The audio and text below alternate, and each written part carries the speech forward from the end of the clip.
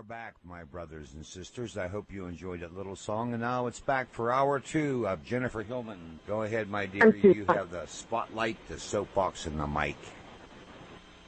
Well, thank you very much, Dave. Great to be here.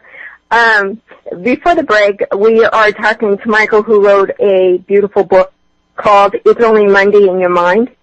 And I asked him, he had talked about a situation where his daughter forgot something that kind of messed up his whole schedule, and he didn't get upset. He said, okay, this is what we'll do. And he went back and he realized that the work that he'd been doing on himself really worked. And I asked before the break if his daughter truly understood the impact of that moment for you. And what's your answer, Michael? Do you think she understands what's really going on with you and the process and where you are now compared to where you were? Or does she just go with the flow and say, Dad's bad? Yeah, kind of a combination of both, and it's nothing, it's nothing bad or good, it's just the way it is. This younger generation they're so busy. They're always with their phones, so it's very hard for them to really get in touch with their own true nature. I think she does understand it, and they definitely. I mean, my son, I would say, "How am I doing?" And he would say, "Dad, you don't yell at stupid stuff anymore." I mean, I know they see a change, and they understand the change. But I am a very big advocate of everybody has their own journey. And I will always be here for them. I never really talked to her about the situation, again, but we've talked on other things, and she gets it. She understands what happened to me and the conditioning and everything. My son, and I think what happens too, Jennifer, is that the older, like she was a little bit older, so she was a little bit more ingrained in her own conditioning already. Well, my son was a couple of years younger, and he was a little bit more receptive to it because he understood a little bit more, because he had a couple more years less of being blocked. Of developing, his own conditioning. The older you are, the harder it is to change your conditioning because the more ingrained it gets in your subconscious, in your psyche, the more it becomes habitual behavior. The more it becomes, and part of the problem is you make it your identity. So at 13 as opposed to 11, you establish more of your identity. You're now a teenager. So you have more of an identity established through your conditioning at that point. I mean, but they know there's a difference. They understand it, I mean, I'm not the reactor the way I used to be. I still do. This doesn't make you perfect, believe me.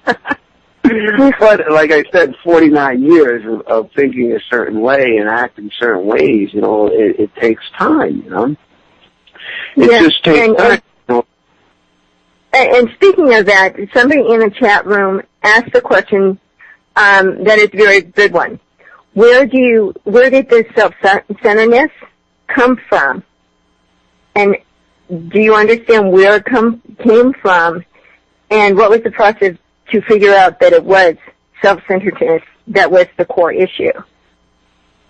Well, the self-centeredness is the core of the mind patterns, and it goes back to the time when you first get, mom puts a bottle in your mouth, and you realize that, wow, if I cry, I get rewarded.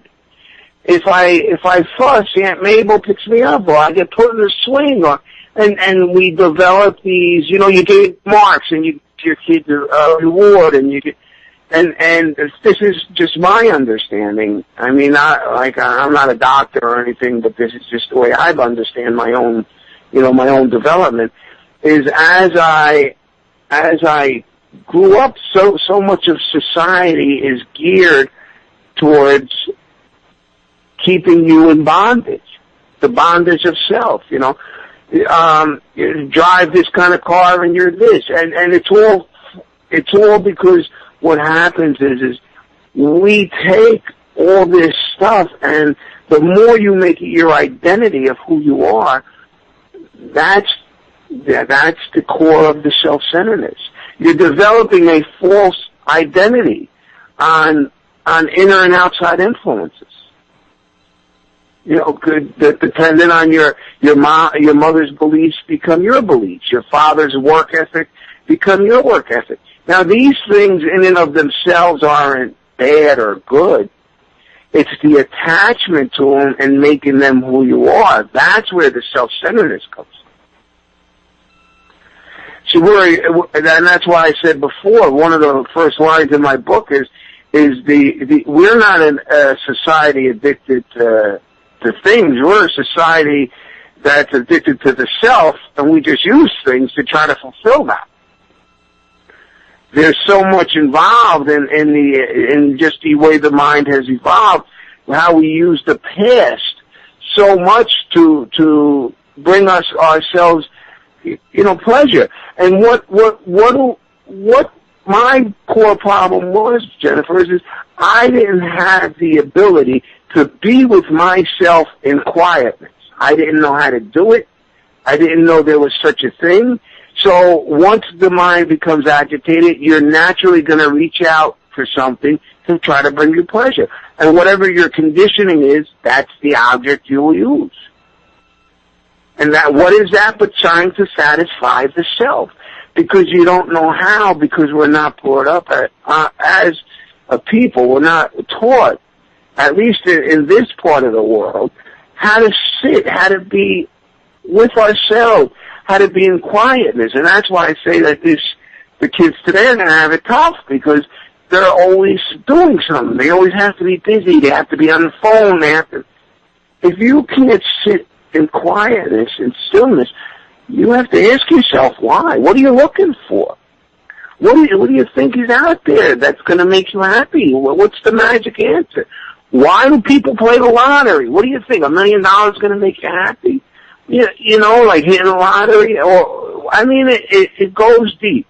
It goes deep, because, and I don't understand, how the mind has evolved. I don't really get into that. I just know what happened to me. And I know how my view of trying to satisfy this self with whatever pleasure that I was conditioned to use was the core, of my problems. Was at the core of all my problems. Go ahead. No, finish your sentence. Finish your sentence. No, that's it. That's all. That was at the core of all my problems. That's all. So with this issue of self-centeredness, was it not being able to satisfy just yourself or the self-centeredness? Did that cause the anger? Well, what happens, Jennifer, is that's the void. So that's the void, that's the absence of God. That's what the self-centeredness is, the absence of love. It's what's left. You're either going to be self-centered or you're going to be God-centered in life. There's not much gray area. You can't be a little bit God-centered, and usually you're not a little bit self-centered. It's either, to me anyway, it's either one or the other. And the anger arises, my anger arose from my daughter, because, and this is what I found, and this is all part of the process of learning about yourself and how the conditioned mind patterns have you in the grip. Part of the process you have to be with. See, I didn't try not to be with the anger. I didn't say that I don't want to be angry. I was with the anger in that moment. The anger was there. It was real. But I didn't react because of the sitting.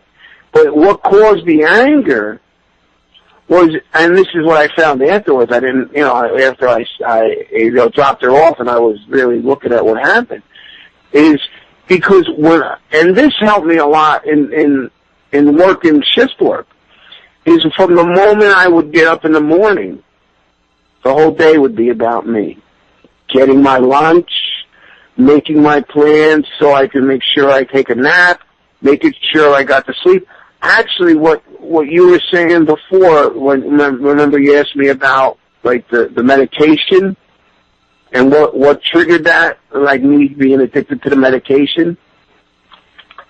What was the real start of it is I started taking over-the-counter sleep aids, because when I would work at night, I would be such stress about having to get to sleep. And so much involved with what I've learned now is living in the present moment. Don't go there. Don't go where the mind wants to go. Stay present. Keep your head where your feet are. And that allows to be with what is really happening as opposed to the conditioning controlling your life. So that's what I found was at the core of the anger with that situation with my daughter it was all about me, and she messed up my plans. You know what? You spend so much energy trying to keep all your ducks in a row. And this is the mind. This is the nature of the conditioned mind. Right. That when one of the ducks get out of a row, you can't accept it. So you try with all your might and use every trick in the book to get that damn duck back in the row. But how about if you're just able to be with the duck not being in the row? Which one's more peaceful? So, it's very much, I understand exactly what you're saying. You want to go this way, but I've learned for me to be flexible, because everything gets done when it's supposed to be done. I don't get upset if I didn't get X, Y, and Z done. There's certain things that I have priorities, but if it doesn't happen, guess what? Oh well, it will get done.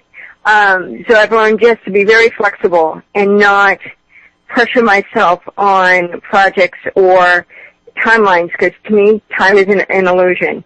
It's focusing, being in the moment, and being present and participating in this very human experience and sharing the love.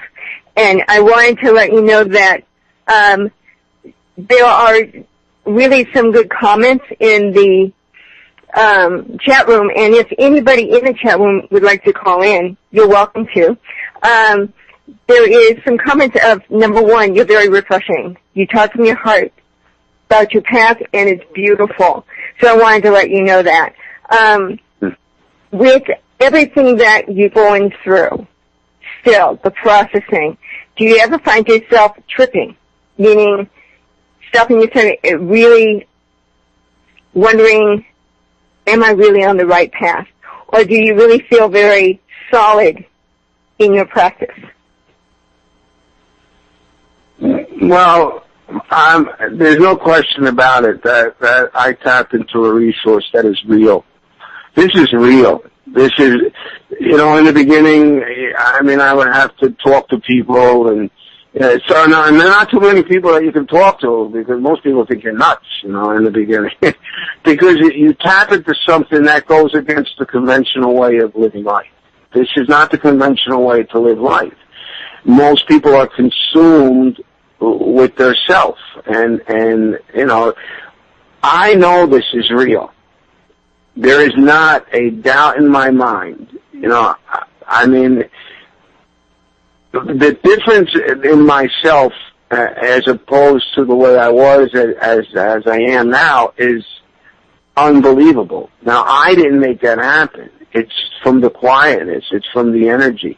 The only, if you want to call them trip-ups, and they're not really that, but it is when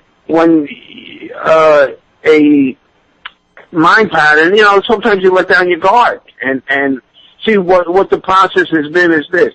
As I've been learning, and as I've been able to see more and more of what my attachments are, and how they don't benefit my life, I'm able to let them go.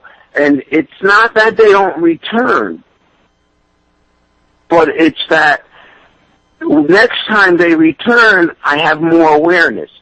So they lose some of that luster. They lose some of that power. It dissipates.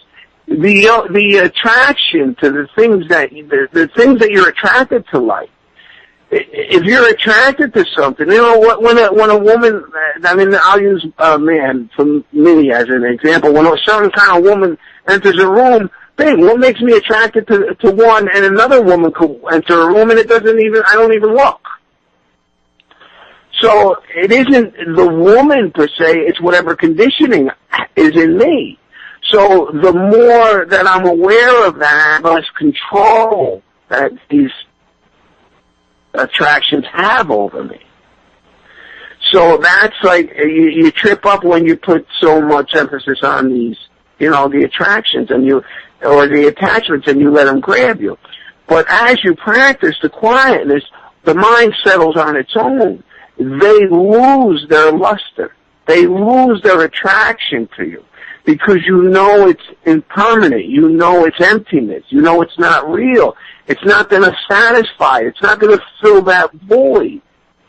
So you want to stay in the internal, not the internal, the everlasting, the eternal, not eternal, the limit. You want to stay in the love. And the more, let's just put it that way. Yeah. Right. And the more that you stay there, the more at peace you are. So you see that, and it's not that they don't come back, but less and less they come back in my life. I don't gamble no more. I very, very, very seldom, and the spaces in between are unbelievably longer and longer.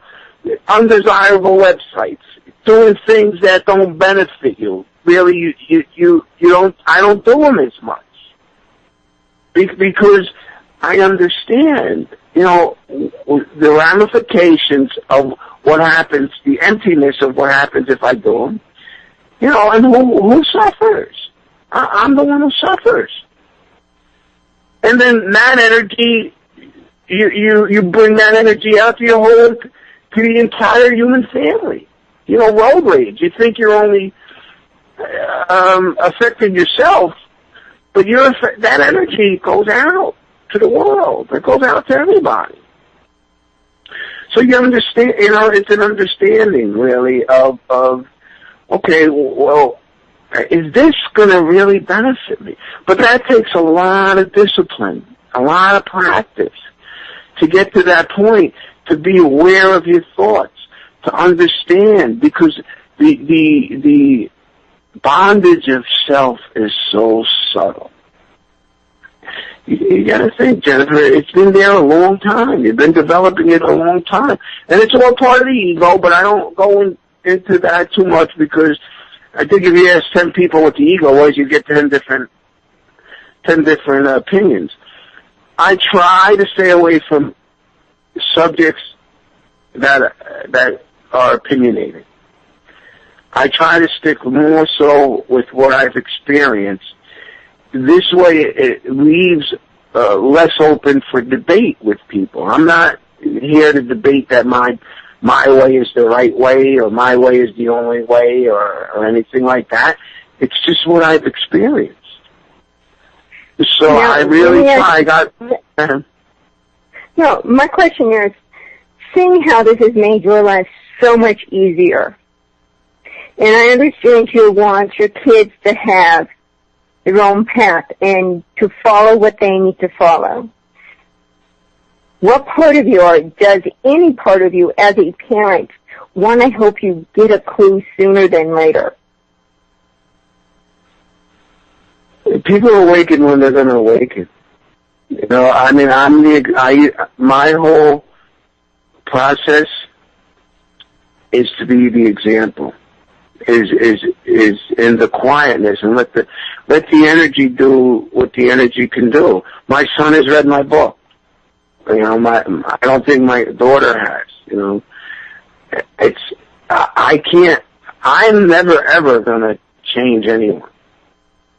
And this isn't my function. This isn't my, it's almost like what you said. I'm very, very much into the moment, and not into making this path about anything.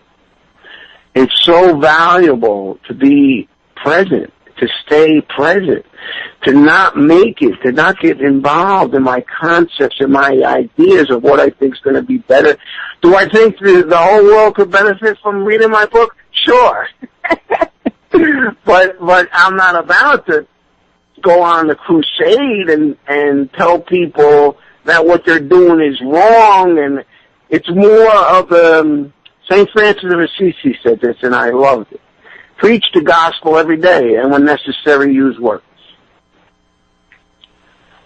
And it's exactly. The energy. I always think of it as planting seeds, and whoever you plant that seed to, if they choose to cultivate and grow it, they will. If they don't, it will die and just die and dissipate. Well, there is a lot of different ways that, and you can just plant a seed by example. I'm just saying that we're all in this together, and we definitely, through example is the strongest way to plant that seed. There's a lot of people out there who are asking for that seed, and your book obviously your writing has touched me, or else you won't be on the show. I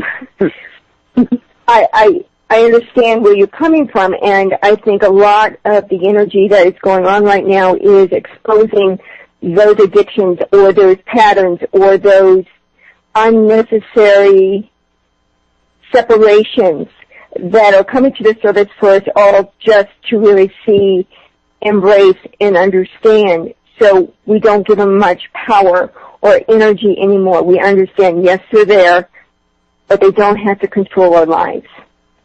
And with that, I think there's a lot of good to get the word of your book out. That's why I've given several suggestions to you to get it out more, because to me, it's common sense, but to a lot of people, they're looking for that message, that understanding.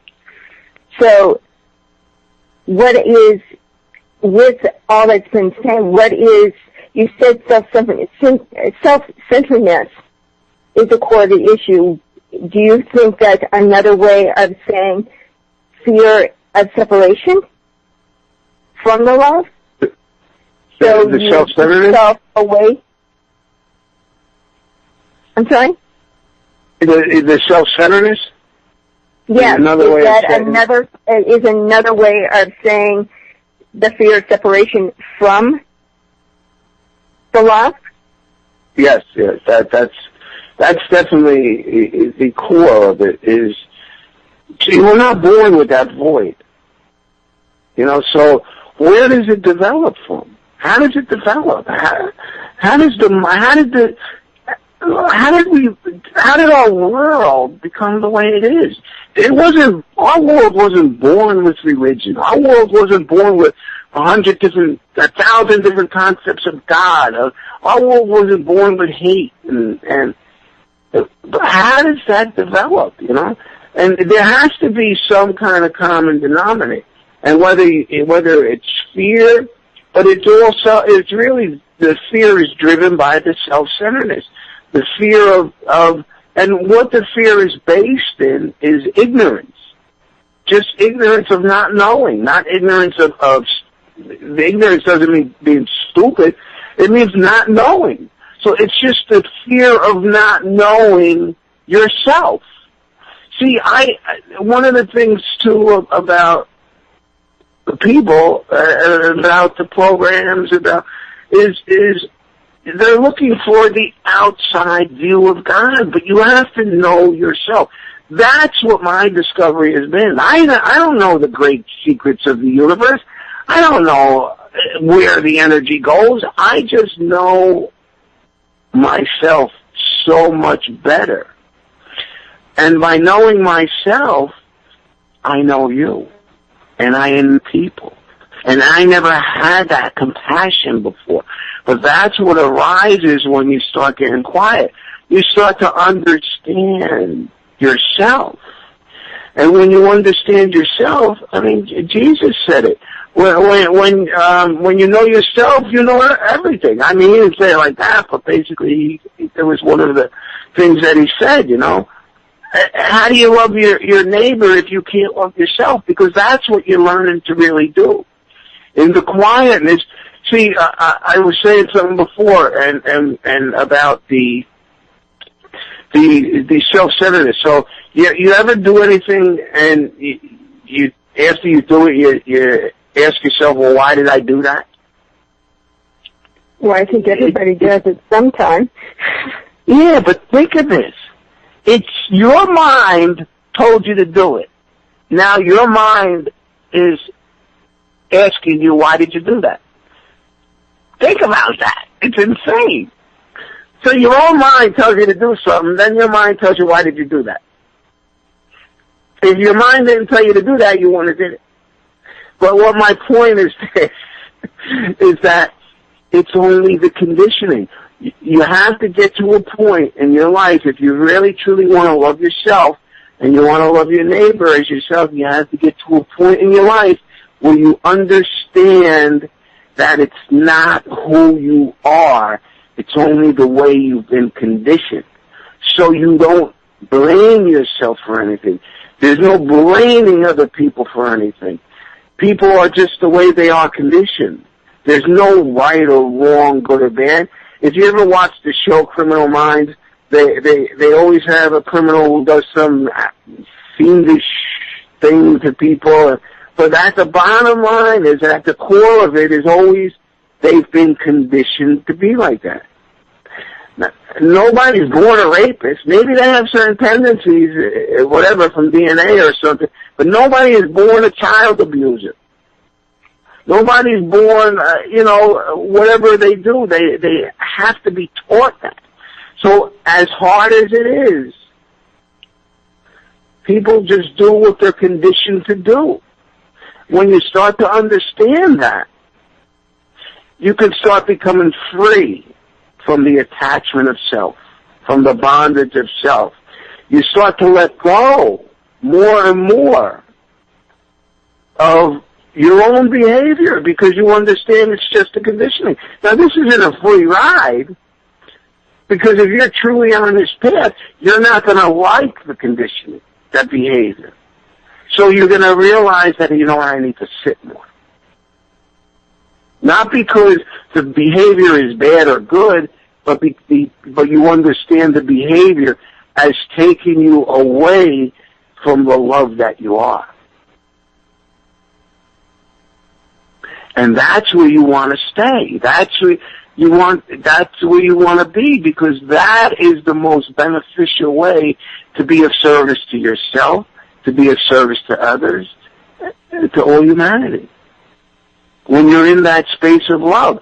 And that space can only be when you're in the present moment. See, that's why you start to understand the conditioning as being, the mind patterns and they take you out in the past or the future. That's, if you read my writings, I know that. So you see how there's so much in tune with, living in the past and bringing on examples of how our mind takes us out in the past and how it tries to use, when I retire, I'll be happy when this. Or think of this, like if somebody puts a chocolate cake in front of you and you think it's delicious. Well, there's no ingredient in that cake called deliciousness. So what attracts you to that? Your mind, the way it's conditioned, trying to use the past to bring you pleasure in the present moment because you don't know how to be in the present moment. You don't know how to be happy in the present moment. It's only your mind, your conditioned mind, your ego telling you that the present moment isn't good enough. That you need something from the future or the past to make you happy.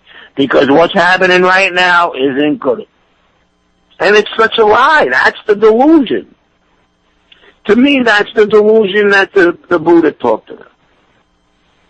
Because what's going to make you more complete than you are right now? I mean, really thinking about it. What object is going to make you more complete than you are right now? None. So, where's your completeness lie? In your inner stillness. Something, isn't it? Yeah, it really is. And I have to say, when you said what makes you more complete, there really isn't anything within this lifetime that can complete you. Right. You live in this moment and you enjoy exactly everything and being a part of everything. One of the most intense moments of bliss for me is sitting in nature and truly feeling the plants, the trees, the air, the sky, if it's raining, the raindrops, and really knowing the interconnection of all of it and knowing that I'm a part of it and the joy and love of being a part of it, and being a part of this conversation, and understanding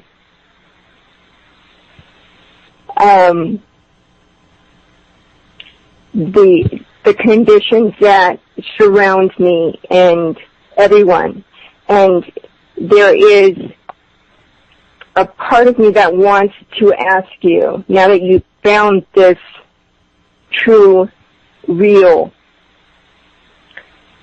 I don't know if I should call it, it's not really a thing, a state of being. Let's put it that way, a state of being. Yeah, that's what it is. Yeah.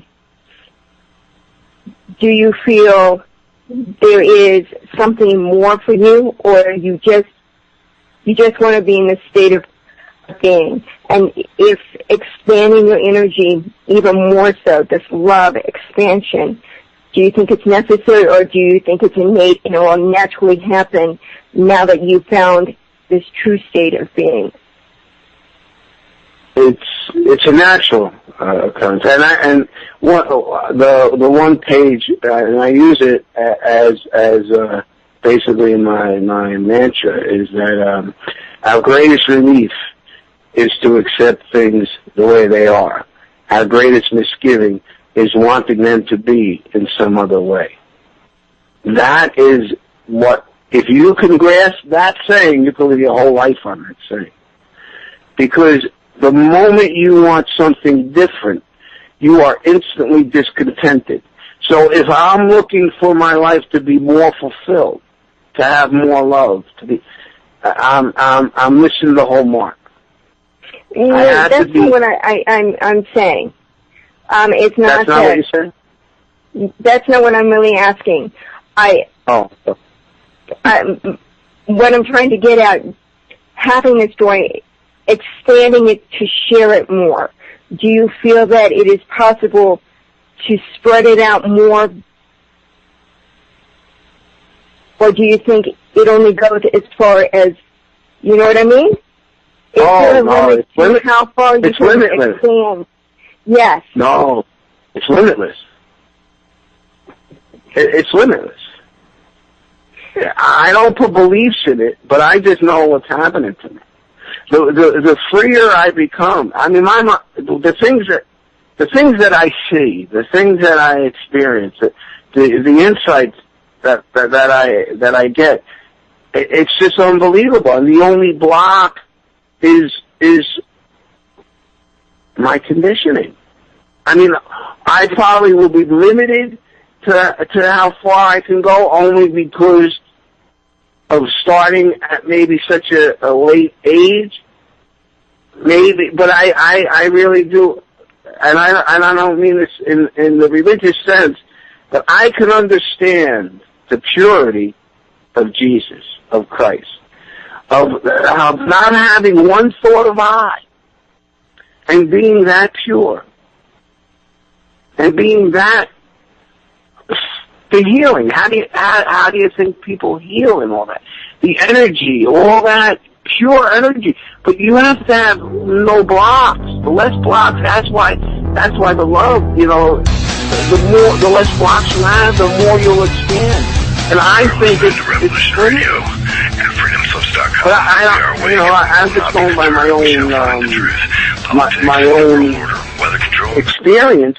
But it's not like I just keep expanding. It truly blows me away.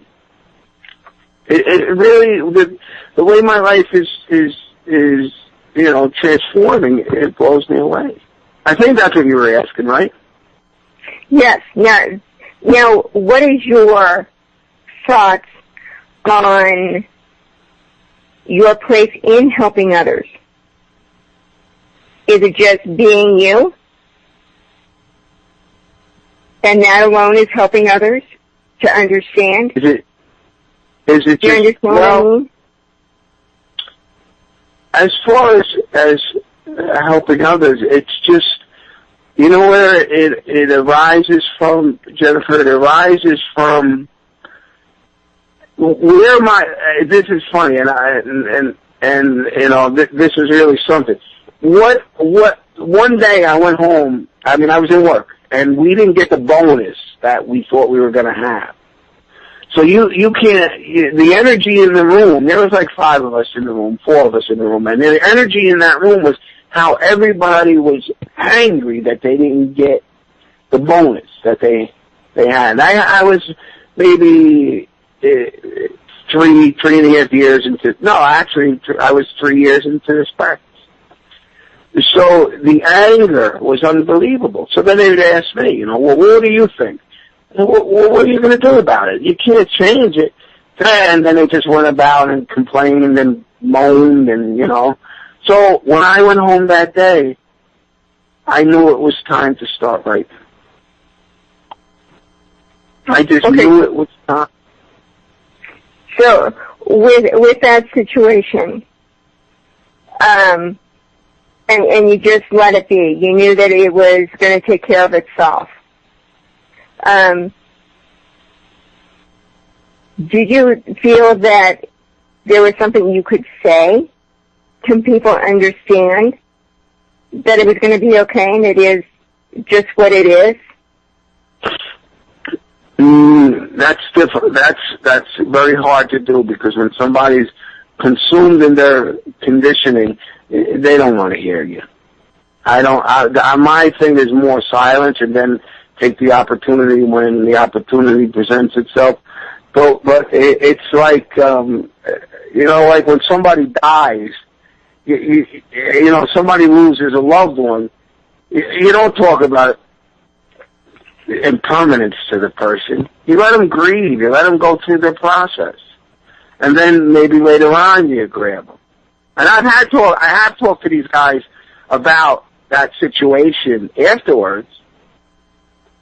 But it's very difficult stopping the energy when it's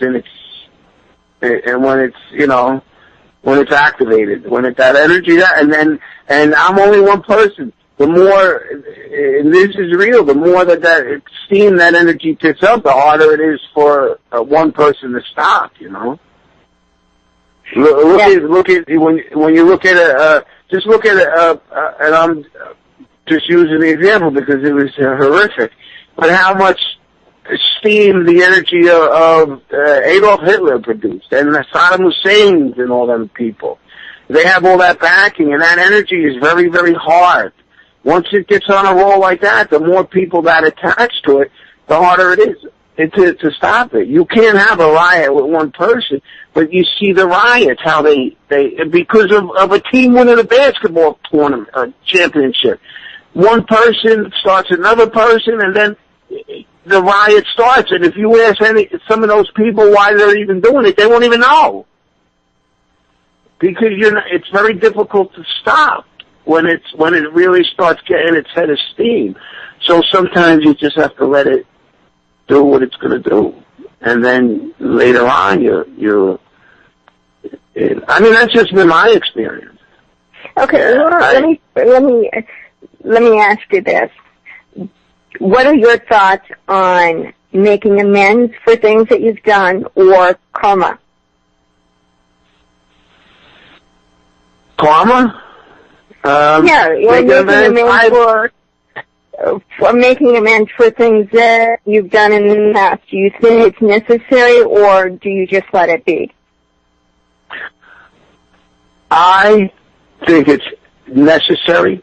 We have some time, so I can reiterate on this, and this is probably a good way to go to the end.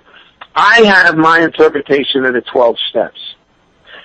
The interpretation that I have are all to become freer and freer of the conditioning. What happens is once you identify with the conditioning and you know what it is, and you really start on this path, you want to remove as many of the blocks to love as you can. And to me, you have to, this is just for me, you have to go to people that you've harmed and show them, not say I'm sorry, but show them that you're changing. As long as if it's there and it's blocking you. I mean, I'm not saying that you have to write down every single person. I've hurt a lot of people in my life. There's no way I'm going to go to all of them. And I mean, but the most prevalent people in your life, the ones that are really you're blocked, that are blocking you. You know, it doesn't, and you can't go to them if it's going to harm them, and if it's going to just free you up. You have to be very careful with that.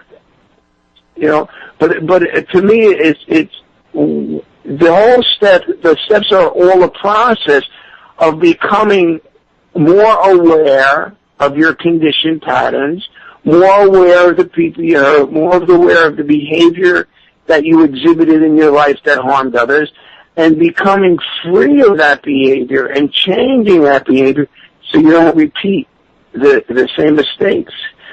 I'm not proud of this, but they have an 8-step in the program. Warren Tyree has that go.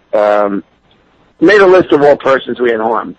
Well, I can tell you this: after I stopped drinking, my list got longer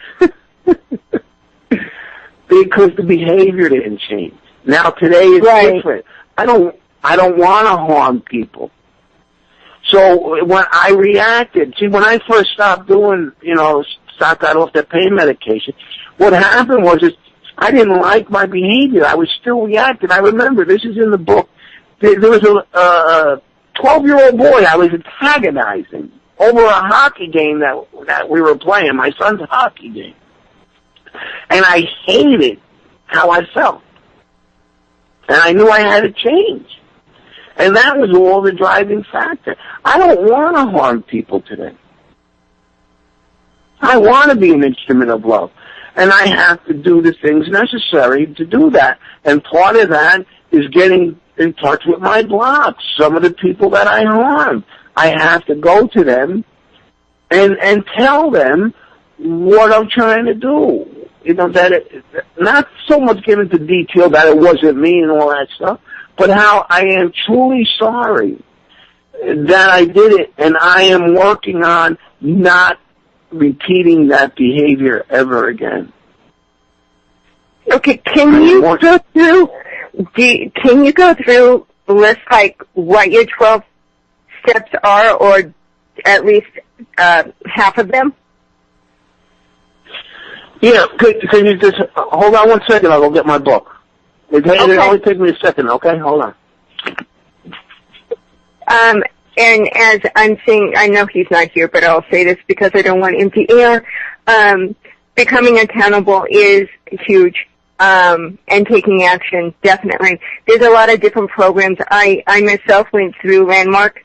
Some people might know Landmark, and a few other programs, but Landmark, definitely, it was very interesting going through the Landmark myself, because one of the people that I felt I had hurt was my oldest sister. So I wrote this long letter to her, how I apologized to her for really not appreciating how she was supporting me. And I woke her up at 7 o'clock in the morning on a Sunday. She wasn't too thrilled, but I did it anyway. And in tears, I read her this letter. And it was very interesting that she was very appreciative of the letter that I wrote and how sincere I was. But at the same time, has anything really changed within our relationship? No.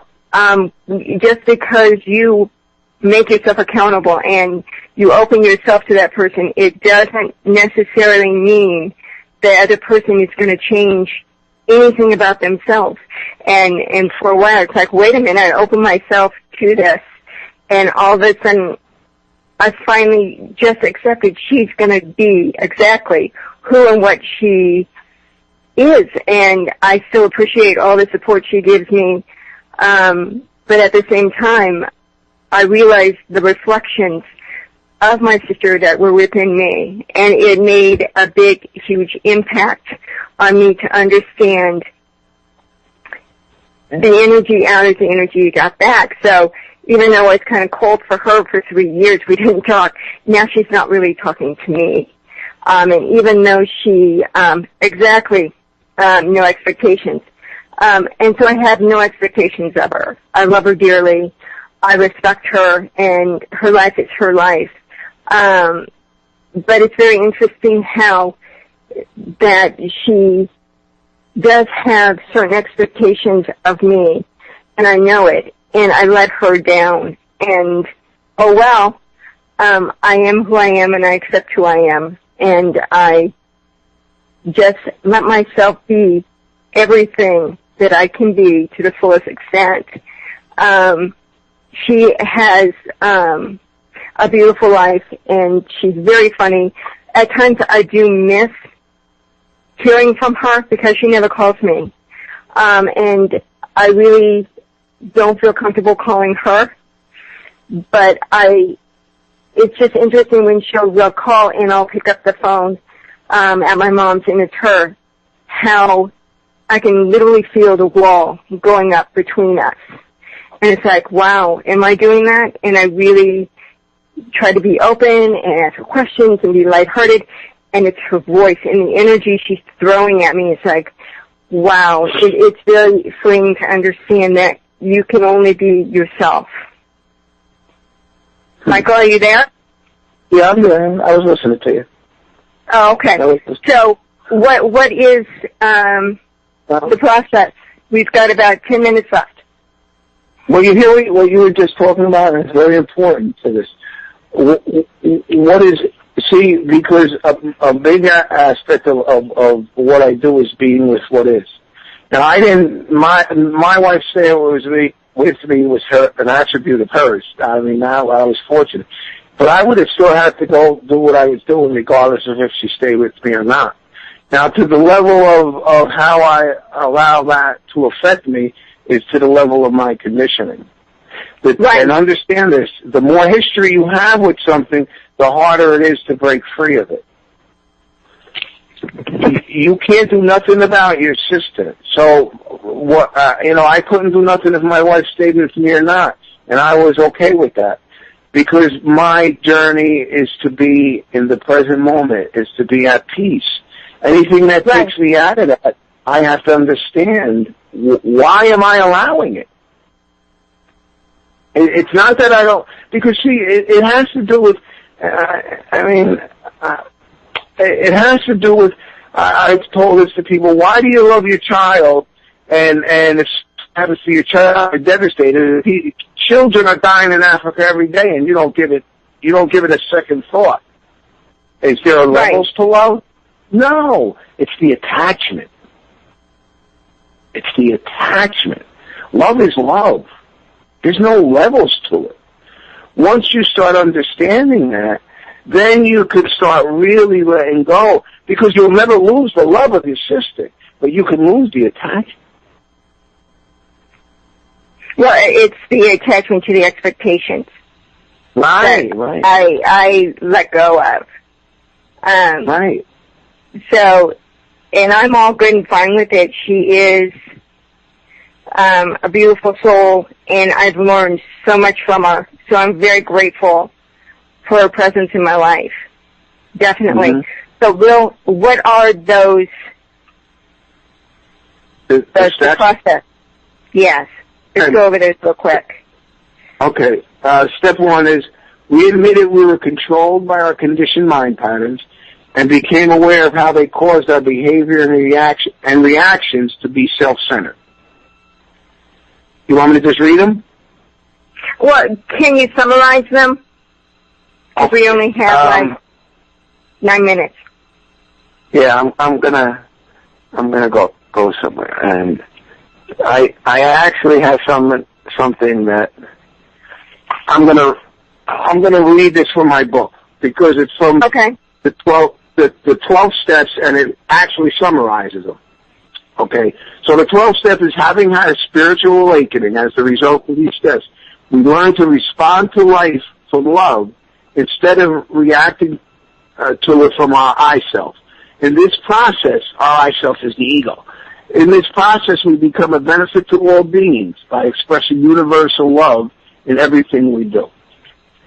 Let us summarize what we have done up to this point in our development and see if anything was missed that will prevent universal love from being the operative force in our life. In step one, we came to an understanding that conditioned mind patterns had dominated our lives. These patterns were developed by different influences, some from outside of us, like our families and culture, and some from inside of us, from our preferences and biases, from our ego. Regardless of where they came from, the conditioning itself is the focal point of step one. We understand how that conditioning drove most of our decisions and reactions and how we lived from self-centered warp. If we are ready to go further in our process, this warp must be understood at the heart level. The intellect can understand this, but the warp and the lack of harmony must be felt in our heart if we were to become willing to do everything necessary to be free of the bondage of our conditioned mind patterns. All progress is based on this understanding because it will be the cornerstone of our remaining journey. Without this understanding, we will not have the willingness to change, nor will we think that there is anything that needs to be changed. We will continue to look at the world through our senses and be a slave to it. The only way to cut the strings that control us is to become aware that we are attached. This has to come from the heart, because it will be at this level of understanding that we will allow the start of our process of learning how our heart needs to be open for God's universal love to flow. In step two, this understanding leads us to becoming aware that our conditioned mind patterns were developed, and that this development was derived from our self-centered nature, our ego, which blocked out our ability to cooperate with universal energy, God. We know this is what created conflict with life and what kept us going from one thing to the other thing to try and find inner peace. This is the peace that was there when our existence started, but was slowly pushed into the background as our self-centered identity took more and more control of our life, and our conditioned mind patterns were reinforced. We were aware this was not of our conscious doing, and it happened all without our permission. This development of our conditioned mind was learned behavior and can be unlearned and replaced with something, universal love, that is more beneficial to us and to others.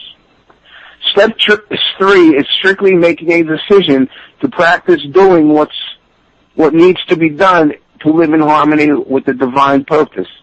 Practice looking at the things that are derived from our self-centered nature and be willing to stop doing them so God's love is allowed to become the energy we live by. Recommitting to this decision constantly as situations arise, becoming more aware of how God's love is blocked out and what causes these blocks. With this decision, we begin to discover what it means to have a closed heart or an open heart. We begin to cultivate the type of behavior that is more beneficial to our life. With this ability to make these decisions comes a choice, a choice we never had before. We are controlled by our conditioning, but we are now deciding to fight back, to take control of our lives instead of being controlled by our ego. We will start to understand how our self-centeredness closes our heart, and by making a decision to practice aligning our will and life with the divine purpose, our hearts will stay open and we will be in harmony with that purpose. This transforming energy of love changes our entire existence. This decision will be made over and over until it is ingrained in our psyche, until it becomes the default setting of the direction we live our life. Step 4 is where our practice starts identifying the behavior that kept us entrapped to our conditioned mind patterns, to our ego, to our I self. Really looking at our behavior is how we become more aware of this behavior and how it will be able to create the necessary changes. Without identifying the behavior in a vicious cycle, we can't understand that there is even anything that needs to be changed. This is how our ego keeps us in our own bondage, by blocking out truth and sustaining our delusions. It keeps us looking outside to satisfy an internal need. Without an inventory, it is nearly impossible to gain a true assessment of why we do what we do. We need an inventory to search out the traits in ourselves that we need to overcome, so we can stop reacting to life from our self-centered mind patterns. What this behavior does is block out our own innate goodness from arising. So our inventory helps us understand how our behavior needs to be changed. It doesn't label it as good or bad or right or wrong, but it checks to see whether it's conducive to universal love. We will then be aware of what behavior is a benefit to our lives and what is not. In step 5, we acquire an understanding of how our behavior was derived from self-centeredness and how this formed the core of our distorted thinking. We experience freedom when we realize we were not to blame for the way we behaved in our lives, though we are held accountable.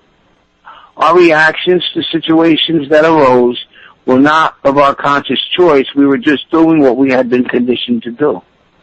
By identifying the exact nature of our behavior, our wrongs, a shift occurs in our being that changes us forever. We never again view life as we had previously. When this veil of ignorance is removed, it allows us to be at one with the creative energy that was blocked out by our self-centeredness. When we finally understand what caused us to act the way we did, we realize how it isolated us from others, and that it is imperative for us to share our hearts with someone who understands what we are doing. We are aware of how this sharing puts us in harmony with other people and thus puts us in harmony with life. This is when our isolation ends and our connectedness to life begins. The key is becoming aware of something. Becoming aware of something is the understanding of it. One becomes more aware of God's love when one understands God is love. This is what occurs in step 5. We understand the exact nature of our wrongs and we become aware of them. By becoming more aware of them, we understand their emptiness and we start behaving in more fulfilling ways. We behave in ways that allow the creative intelligence of the universe to be our guiding energy in our life. This guidance, instead of us trying to force our wants and desires into the way we think things should be, is what allows our creative energy to finally emerge. Going forward in our process, step 6 is where we start the actual practice of bringing universal love into our daily lives. We practice keeping our heart open so we can remain entirely ready to do what is necessary to remain in harmony. Do you want me to keep going? Yeah, keep going. We can go over a little bit. Okay, all right. We practice keeping our heart open so we can remain entirely ready to do what is necessary to remain in harmony with life. We watch as situations arise and how our heart tries to close down when our conditioned mind patterns try to take over. Because we are aware of this cycle, we do whatever we need to do to keep our heart open. We watch how being entirely ready to do this or not being entirely ready is the difference in understanding truth or living our life based in the self-centered created delusion. These truths or delusions are manifested in the form of energy, which in turn is what causes us to behave in ways that either puts us in cooperation with life or not. This is the energy that will be allowed to pass through and keep our heart open, or become stored in our psyche to keep our heart closed and create a conditioned mind pattern. So just by remaining entirely ready to cooperate with universal energy, our behavior becomes conducive to what is necessary for harmony with life. When we remain entirely ready to keep our hearts open, we keep discovering truth and slowly cease succumbing to our self-centered behavior. It is not necessarily something to accomplish or strive to achieve, but it is necessary to just keep practicing to remain entirely ready. By coming to realize our true nature of existence, we can't be in anything but all of life. Understanding that life itself is our gift affords us the necessary humility to understand how fragile our life is and how much trouble our ego has caused us. This should also help us to be more aware of what we need to do in order to stop being controlled by our ego. Step 7 provides the ego deflation necessary to transform our energy into universal love instead of our self-centered cravings. Without this degree of humility, the awareness of our behavior that blocks this love will not expand. Understanding how the ego drove our self-centered behavior is the key to being happy, joyous, and free. Without this awareness, our conditioned mind patterns will continue to hold us prisoners to our I self, and we will continue to be pulled around by life like we're on a leash. Cultivating awareness of the behaviors that create suffering will entail an exceptional amount of ego deflation. The ego is the only thing that will block our awareness. That is why this step is vital for our continuing expansion. The less our ego is in charge, the less our reactions are derived from our self-centeredness, and the more our responses to what occurs in life is derived from universal love. Thus far, we will find ourselves learning to cooperate with. Thus far, we will find ourselves learning to cooperate with life instead of resisting, resenting, and attacking it. If we haven't been sufficiently humbled by step 7, we need to look at why. This will be very difficult because without this level of humility, it is not possible to look at our faults. And without looking at our faults, it is almost impossible to acquire the humility necessary for deep spiritual growth. Quite a dilemma, to say the least. This is what we are up against. This is why humility is so vital. By this time, though, we should be well on our way to understanding what we need to do and how we need to do it.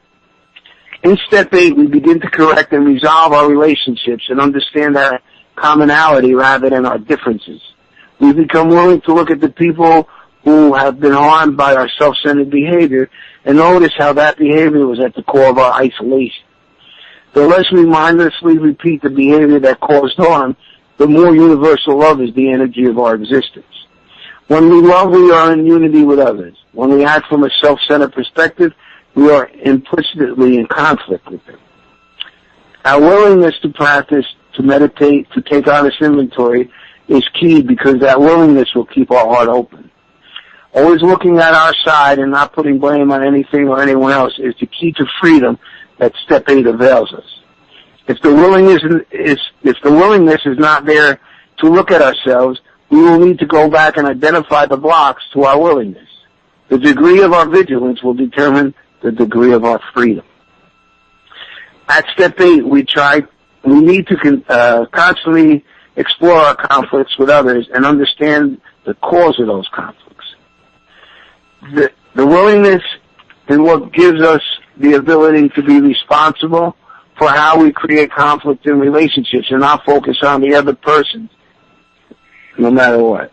This willingness is what gives us the ability to be responsible for how we create conflicts in relationships and not focus on the other persons, no matter how they act. They may be at fault, but this is not our concern. Our behavior is all we can be responsible for.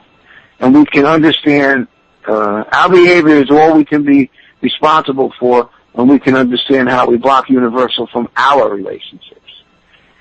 This benefit of our list and the willingness to make amends for our past infractions allows us to cooperate with others instead of perpetrating conflict.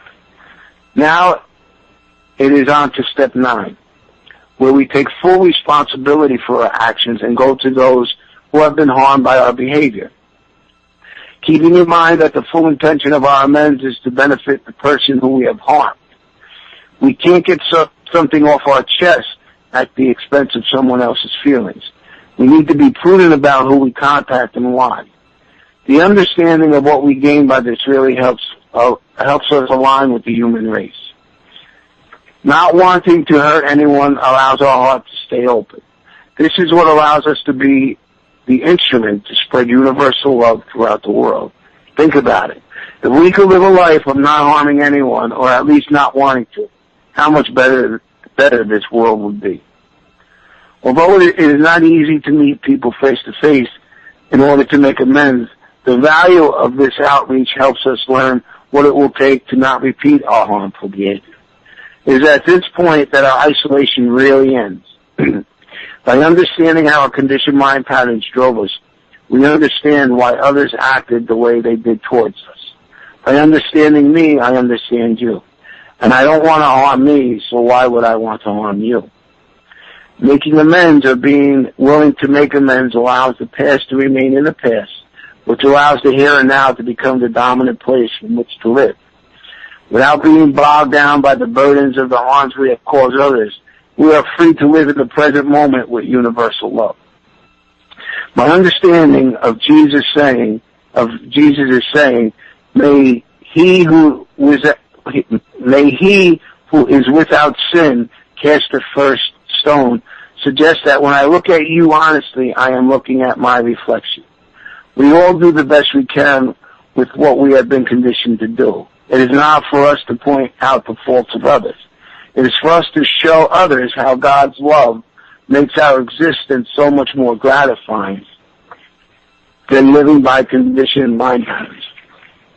To be an example of that love. In step 9, we come to understand not much that happens really matters, but everything that really matters happens.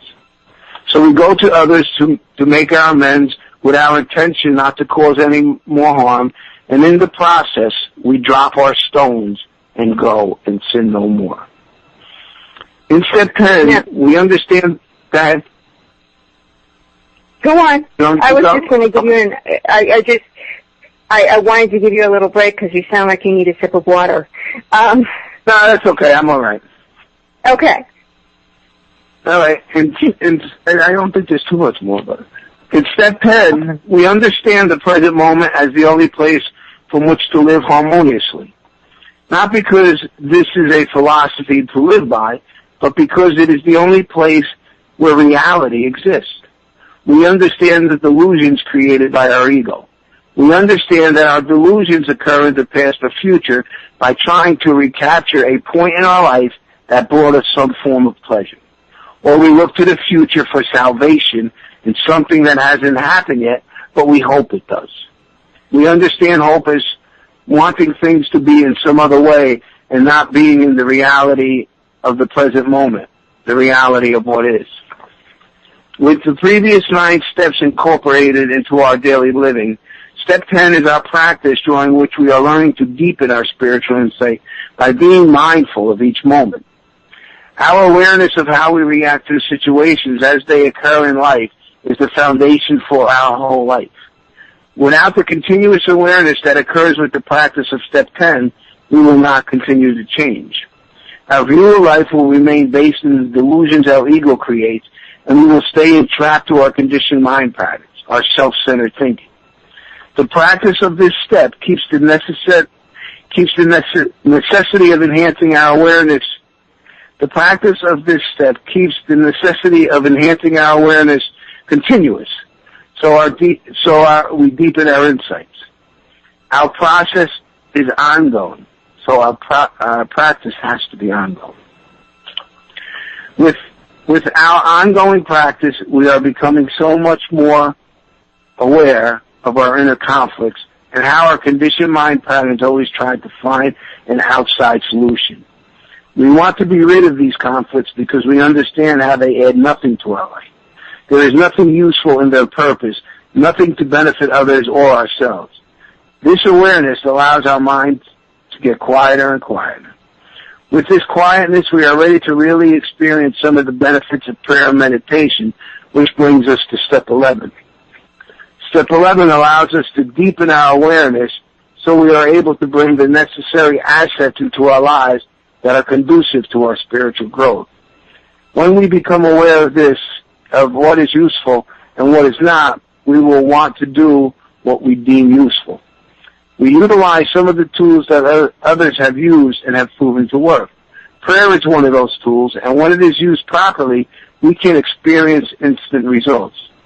When our prayers are not selfishly driven, they will manifest because our hearts are open. If they are selfish, the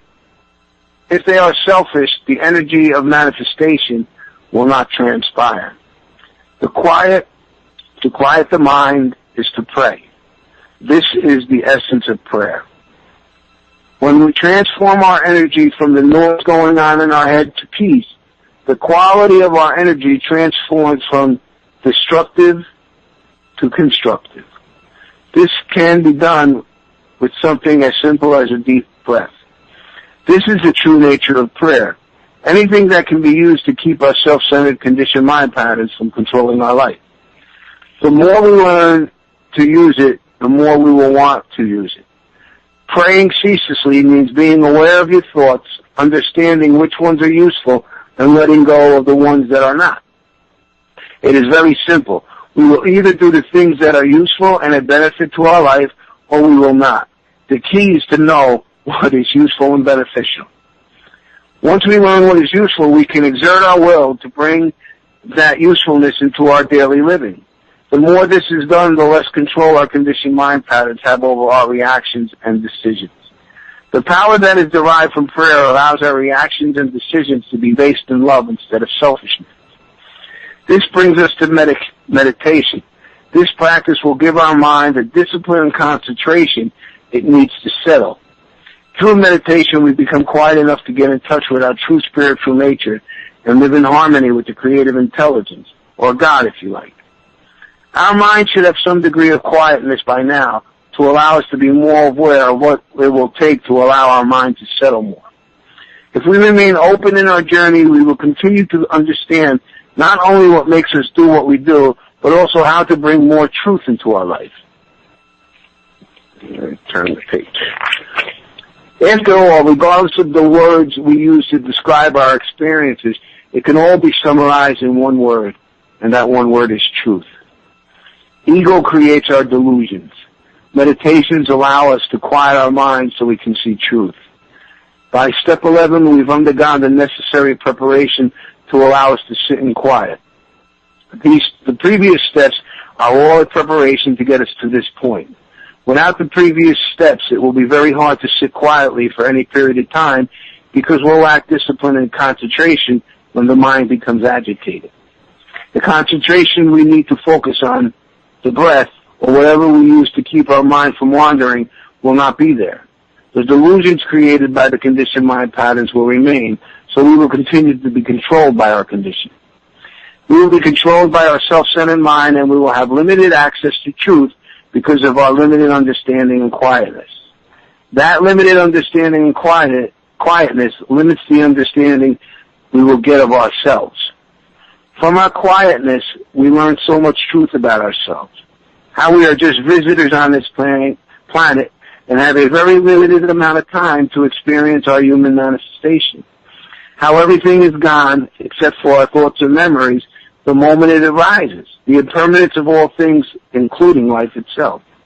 We understand how the only true enemy of any of us really ever had is our own ego, and the struggles we experience come from that ego. We will go through many experiences by investigating ourselves. Some will be pleasant, some will not.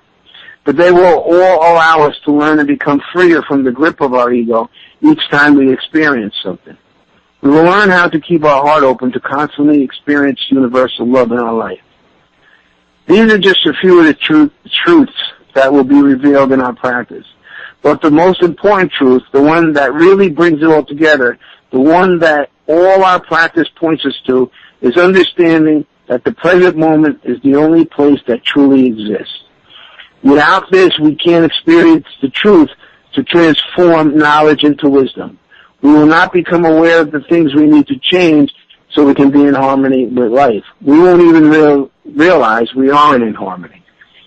We can become conscious by living in the present. We can't become conscious by living in the past or future.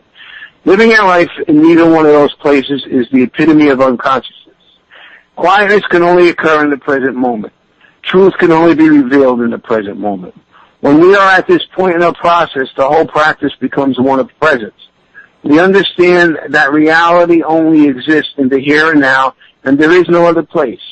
If we aren't living our life in the here and now, then where are we living it from? When we are in the present moment, our life is lived from a place of love and compassion. When we live in the past or future, our life is derived from an inner sense of lack, which isolates us from life itself. This is why we reach outside ourselves for satisfaction. So with meditation, the quietness that we experience, the truth revealed, allows us to become more aware of this inner lack and not succumb to it. We remain quiet and settled. In this state of being, we allow ourselves to be guided by life instead of trying to control it. This is our state of presence, our state of oneness with all things that allows us to live a life of love instead of a life driven by our ego. This transformation that occurs is nothing short of a modern-day miracle. If we have honestly applied the previous steps to the best of our ability, we are a different person because of it. We have not changed us, the process has. We are transformed, never to return to the ignorant, self-centered individual who inhabited this planet.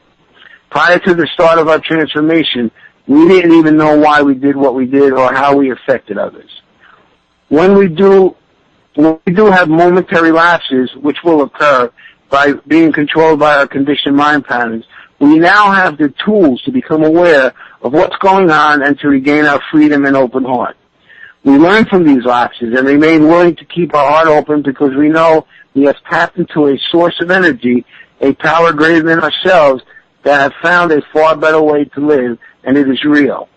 We come to an understanding that our part in all of this is our willingness, not our doing of anything, but just to remain willing to do what is necessary to allow for our transformation to occur. We are no longer ignorant of our conditioned mind patterns. And then at step 12, we have had a spiritual awakening as the result of the previous steps, which teach us to respond to life from love instead of reacting to it from our I self. We have transformed into a new being, being one of the Spirit. To be one with the Spirit does not mean we are not human. It means being conscious of our human manifestation moment by moment. Our transformation allows us to not be controlled by our ego anymore. We come to understand our ego and how it works, and we cut the ties that have kept us in bondage and ties to all our suffering. We have freedoms we have never experienced before. Step 12 is the essence of life. We become a benefit to all beings by expressing God's universal love in everything we do. We learn to live... Hello? Go on. Okay. We learn to stop acting like a self-centered baby. We learn to stop acting like a self-centered baby who is always looking for internal fulfillment outside ourselves, and we cooperate with life by not being controlled by our conditions, by looking inward. As we awaken, we become a benefit to whomever we come in contact with. We no longer struggle with life as we once did. We have an inner peace which seems to come about almost by itself, but it doesn't happen that way. Actually, we consciously put ourselves in alignment with the actions and behaviors that are necessary to transform our self-centered energy to the energy of love. Then our transforming energy of love replaces our negative energy induced by our ego. That is how we become a person transformed. Our outlook undergoes a profound change, and our understanding will continue to expand as long as we remain willing to keep the channel to universal love open. Our mind expands when our heart remains open. Nothing else needs to be done. nothing can block our expansion unless we become unwilling to practice, which will bring us back to our blocks.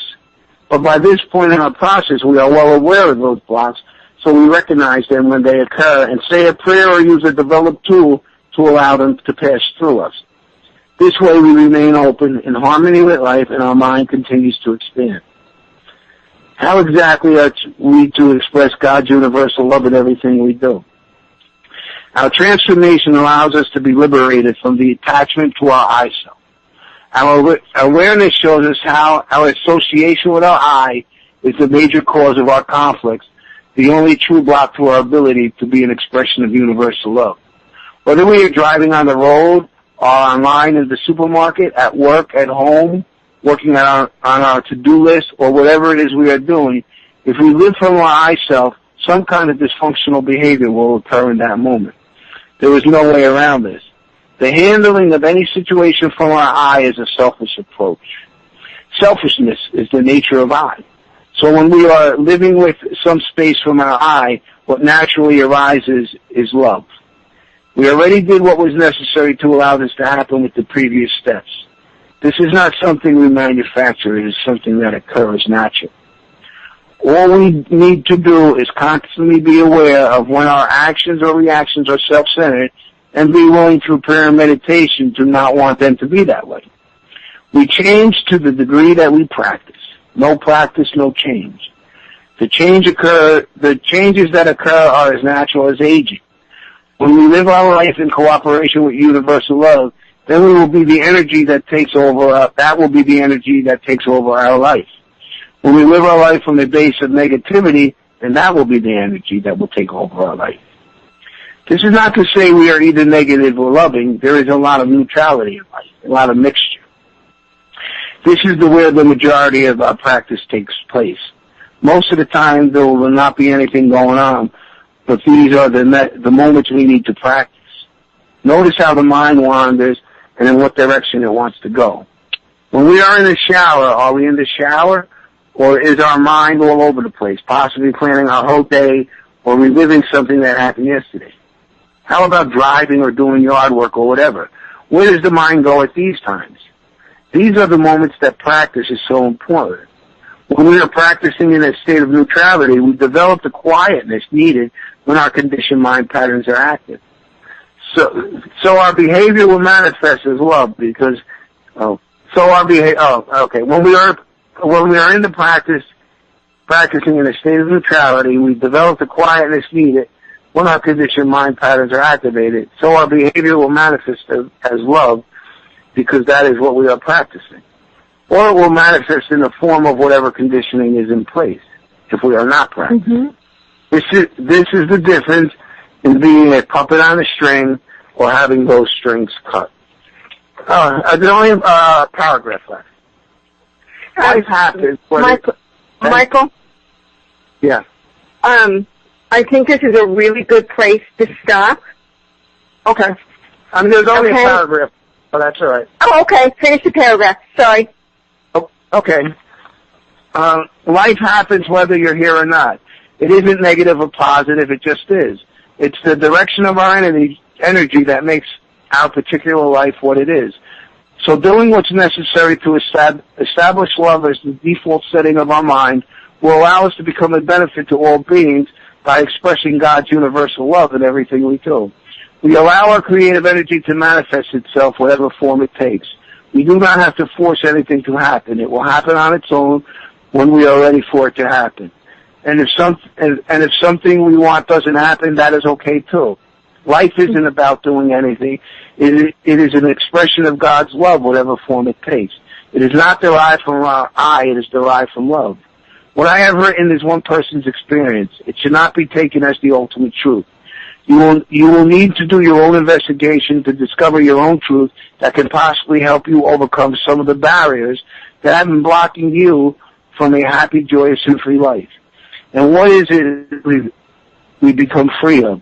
The bondage of our I self. After all, that is truly the only freedom needed. The end. That was wonderful. Thank you so much, Michael, for reading that from your book, It's Only Monday in Your Mind. where can people find your book? It's available on, there's a website, www.mondayinyourmind.com. It's available there. Actually, that's my book's website. And it's available online for in Barnes & Noble and Amazon. And it's available in ebook format and soft cover.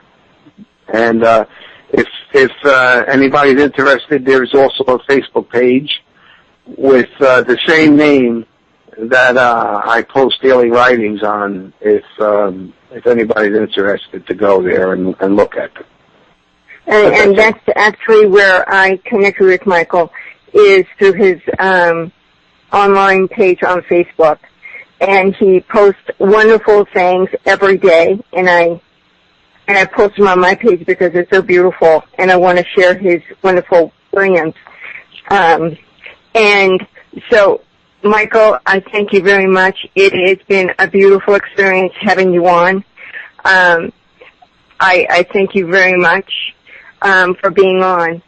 There is a lot of good things coming up for all of us. So I would like to thank you all for listening.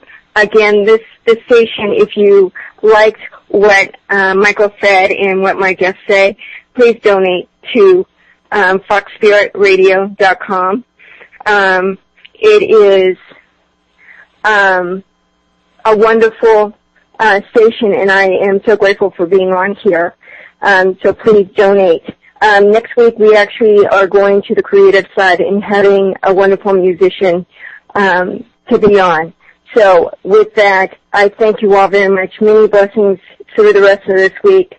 Enjoy the energy of the full moon that we are experiencing and all the clearing to really express that universal love we're all looking to be, because that's truly what we are. And with us, this is Jennifer Hillman of Abstract Illusion Radio. Wishing you all the best. Take care.